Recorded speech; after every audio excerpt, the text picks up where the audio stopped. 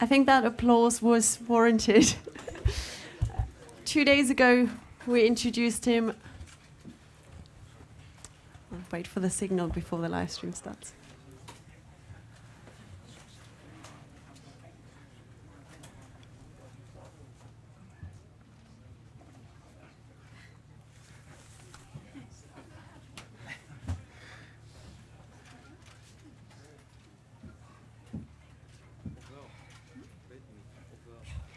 Okay, so Eliud Kipchoge, I've introduced you a couple of days beforehand as Olympic champion, world record holder. I think now, of course, the title greatest marathoner of all time is undoubtedly yours, as if it wasn't beforehand. Absolutely, congratulations from everyone here. Just very quickly, housekeeping-wise, we've already said it. We've got 2 microphones here at the front. If you want to ask a question, when it comes to asking questions, just put your hand up. I'll pick the various journalists. Once you have the microphone, just state your name and the outlet that you're from, ask your question, and then kindly pass the microphone back to us. But now, first of all, Eliud, you just mentioned that from the first kilometer onwards, you knew that you were going to go under 2 hours. When you saw the support that turned out in the streets today, could you have imagined anything like that? First, let me take this golden time to thank the whole team. Let me start with the team and INEOS team for the great thought that they really think that you want to see a human being making history in sport after 65 years of Roger Bannister. And we thank the Global Sports, that's my management. And we thank my coach, Patrick Sang. Thank my family, thank my sponsor, Hennen and Nike, all the sponsors. Let me thank all the human beings who have actually glued to their TVs watching this 1 hour 59 minutes marathon. Let me go to your question that about from the first kilometers I was really comfortable. I've been training for it for the last 4.5 months, and above all, I actually I've been putting in my heart and my mind that I want to run under 2 hours in marathon to make history and pass a positive thought and a message to the whole world that no human is limited. So you talk about the message there and how no human is limited. When it comes to believing in something and actually being given the opportunity to do something, we've got someone here, Surgeon Ratcliffe, if you could join Eliud, please, at the front table, because you played a very big role in actually making this whole endeavor possible. When you see how it turned out, are you pleased with the end result? Yes, I'm quite happy. Well, I think, it's a sport, isn't it? And I could see that Eliud believed he could do it, but I'm a very amateur runner, and sometimes, and everyone's the same who runs. You go out and you have a run, and sometimes it's a good run, and sometimes it isn't, and you don't really know why that is. So it's sport. There are no guarantees in sport, are there? You could have had a bad day, but you had a really good day. Well, maybe you always knew you were going to have a good day, but anyway, it's sport. There's no guarantees in sport. Absolutely. An amazing achievement. I mean, an extraordinary. I have to say that one thing I will never forget is that last 30 seconds where we saw you coming along. You just had that last half a kilometre to go, and you broke free from the group and the car, and it was just you. And you looked. I mean, your feet really weren't. You accelerated. Can you believe that? You accelerated, and it didn't look like your feet were touching the ground, and your face was so calm and tranquil. And, my face would have been tortured and in pain. I think that's a good point, because there was this moment in the race when you just send the pacemakers away, they were staying behind, and you had this typical Eliud smile on your face. What was going through your mind then, Eliud? That was my best moment in my life, that it's only 500 meters to go, and it's the time actually to make history. Pressure was actually very big in my shoulders. In fact, yesterday I had a lot of pressure, although I receive a lot of phone calls from President of Kenya, deputies here. I receive a lot of calls from all over the world and all the messages with encouragement. And you know, when you receive a lot of calls from high-profile people, it's on the other hand, it's a pressure. I think we all agree with that. I'll open the floor. Here's a question there at the front, if we can just pass the microphone. Hello, Eliud, Nadia from South Africa, Forbes Africa. Thank you, congratulations. What you've done for Africa is incredible. How do you feel, knowing what you've done for your continent, and how will this change how you run marathons going forward? Thanks. I am a happiest man today that the message no human limit is now in everybody's mind. That if you believe in something and you put in your mind, put in your heart, transfer to your mind, and say it in your mouth, then it can be realized. So I'm a happy man.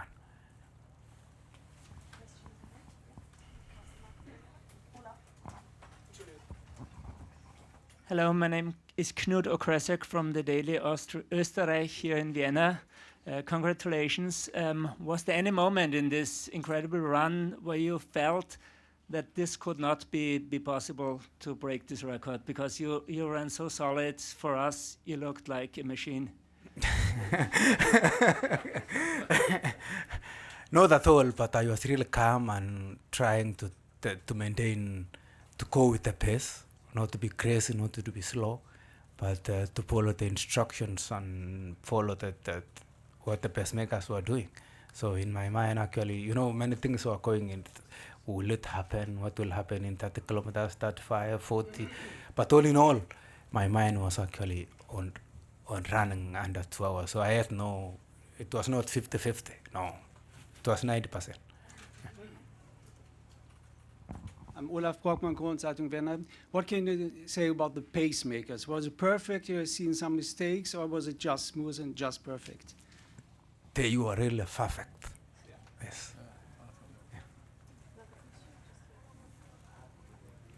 Hello, Eliud. Congratulations. Kobe from Give Me Sport. So one of the biggest differences today between now and Monza was the presence of a crowd. Those children running parallel to you behind the barriers and people cheering you on. Just how much of a difference did that make? The difference only is the experience that I gained in Monza. Monza was good test, and today I have actually realized my dream from Monza.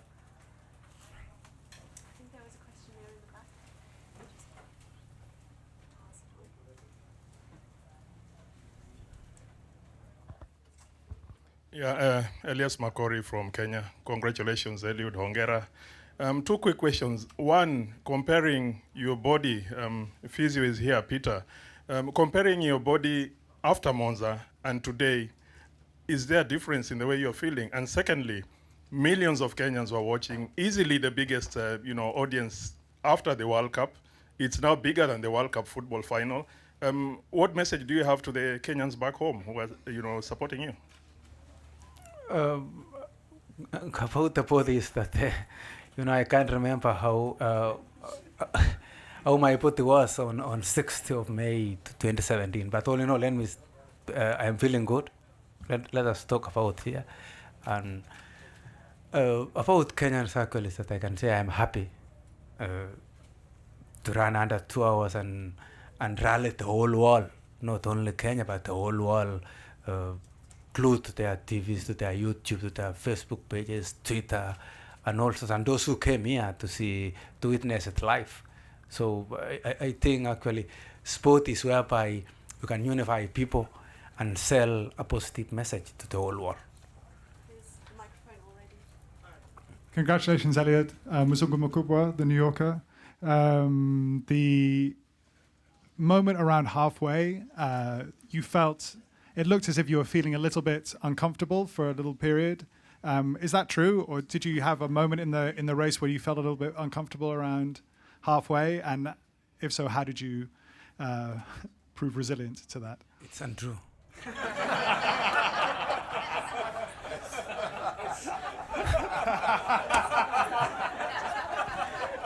Right. Good answer. Congratulations, Mr. Kipchoge. I'm from La Vanguardia in Spain. Do you have the feeling that you can go even faster? That's beyond my conscience. I think I have done my best whereby no other human being after. Let me ask you the question before anything other question. Who is 65 years old and above? Here in the room. 65? Yes, and above. How many? Older than 65. It's only 10 people. But most of you did not see Roger Bannister running. So you should be celebrating to see me running after 65 years old.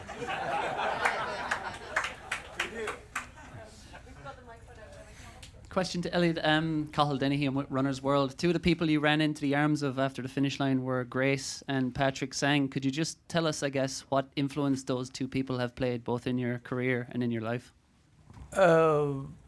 Actually, I can't describe. I lack an English word to describe. They've done a lot. My coach, Patrick Sang, is more than a coach. He's more than a life coach. He's more than a sport coach. And I think if I was born in Britain, my English was manufactured. I could have had a very good vocabulary to describe Patrick Sang. But now I learn English in Kenya, and I don't have any vocabulary to describe. A couple more questions there, Evelyn, over there.